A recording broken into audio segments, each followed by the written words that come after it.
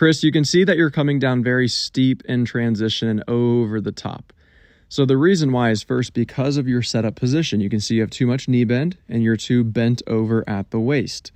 So what I want you to do is stand a little bit taller, and I want you to decrease the amount of knee bend that you have. That'll place the shaft looking right at your belt buckle instead of underneath. From there, what you're going to notice in your takeaway is that your hands are going to start to lift up and outside of that box. Okay, the way that you're getting the club head to be the height of your hands is by lifting your hands up. That is going to cause you to lack leverage in the shaft, especially at the top of your swing. You can see the shaft is pointing straight up to the sky. Ideally, we have more leverage or energy stored in the shaft to release down onto the golf ball. Now, one other thing that you're going to notice is that you have not turned your hips open 45 degrees. And you can also see that your arms are very far apart from one another. So with all of these things going on, what you're going to do in transition is beeline your hands down to the golf ball and spin out your entire body and come down very steep and over the top.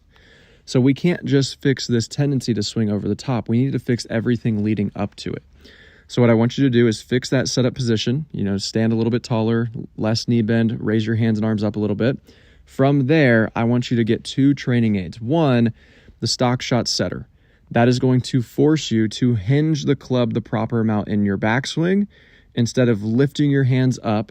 And it's actually going to force you to store more energy in the shaft. The second training aid that I would recommend is a smart ball, which would go in between your arms here.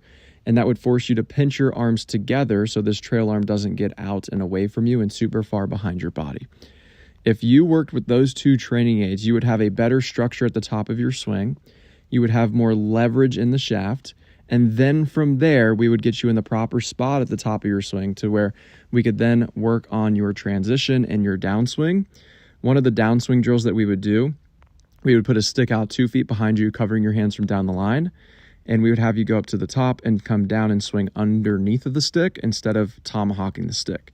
But we can't do that now. We need to work on first things first.